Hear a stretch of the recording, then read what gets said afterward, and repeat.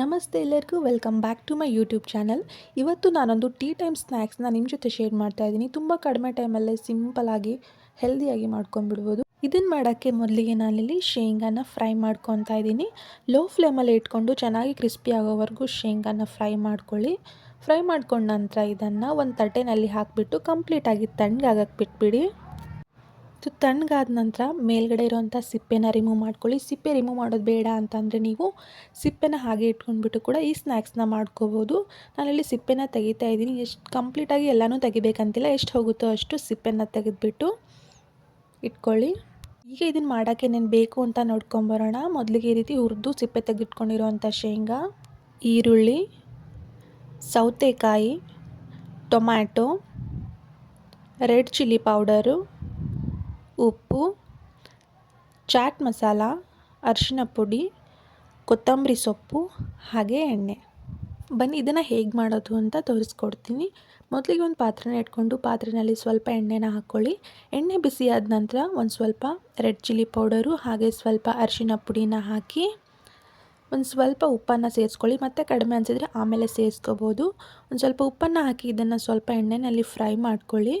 ಎಣ್ಣೆಯಲ್ಲಿ ಫ್ರೈ ಆದ ನಂತರ ಇದಕ್ಕೆ ಸಿಪ್ಪೆ ತೆಗೆದಿಟ್ಕೊಂಡಿರೋವಂಥ ಶೇಂಗಾನ ಹಾಕ್ಕೊಂಡ್ಬಿಟ್ಟು ಲೋ ಫ್ಲೇಮಲ್ಲೇ ಮಸಾಲೆಲ್ಲ ಹಿಡಿಯೋ ಥರ ಚೆನ್ನಾಗಿ ಇದನ್ನು ಫ್ರೈ ಮಾಡ್ಕೋಬೇಕು. ನೀವೇನಾದರೂ ಚಾನಲ್ನ ಸಬ್ಸ್ಕ್ರೈಬ್ ಮಾಡದೆ ಫಸ್ಟ್ ಟೈಮ್ ನೋಡ್ತಾ ಇದ್ದರೆ ಸಬ್ಸ್ಕ್ರೈಬ್ ಮಾಡ್ಕೊಂಡು ನೋಡಿ. ಹಾಗೆ ಪಕ್ಕದಲ್ಲಿ ಕಾಣುವಂಥ ಬೆಲ್ ಐಕಾನ್ ಕ್ಲಿಕ್ ಮಾಡಿ. ಆಗ ನಾನು ಹಾಕೋ ವಿಡಿಯೋ ಫಸ್ಟ್ ನೋಟಿಫಿಕೇಷನ್ ನಿಮಗೆ ಬರುತ್ತೆ. ನೀವೇ ನನ್ನ ವಿಡಿಯೋನ ಮೊದಲಿಗೆ ನೋಡ್ಬೋದು. ಈವ್ನಿಂಗ್ ಟೈಮಲ್ಲಿ ಏನಾದರೂ ಸ್ನ್ಯಾಕ್ಸ್ ತಿನ್ನಬೇಕು ಅಂತ ಅನಿಸಿದ್ರೆ ಕ್ವಿಕ್ಕಾಗಿ ಈ ಒಂದು ರೆಸಿಪಿನ ಟ್ರೈ ಮಾಡಿ. ತುಂಬ ಇಷ್ಟ ಆಗುತ್ತೆ ನಿಮಗೂ ಕೂಡ. ಈಗ ಇದನ್ನು ಲೋ ಫ್ಲೇಮಲ್ಲಿ ಇಟ್ಕೊಂಡು ಚೆನ್ನಾಗಿ ಫ್ರೈ ಮಾಡ್ಕೋಬೇಕು.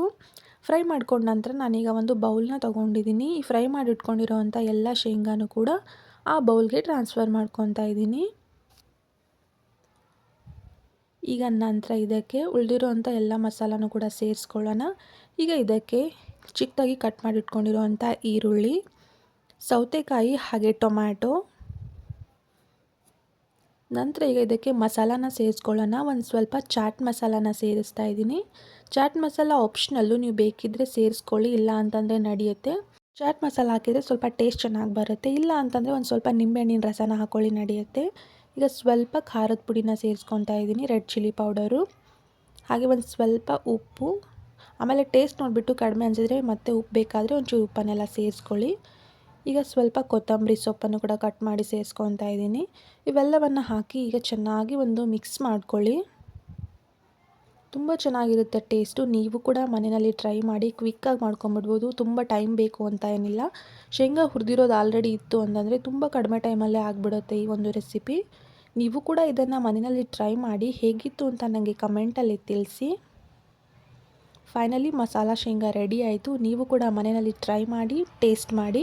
ಮತ್ತು ನೆಕ್ಸ್ಟ್ ವಿಡಿಯೋದಲ್ಲಿ ಸಿಗ್ತೀನಿ. ಹೀಗೆ ಸಪೋರ್ಟ್ ಮಾಡ್ತಾಯಿರಿ. Thank you for watching.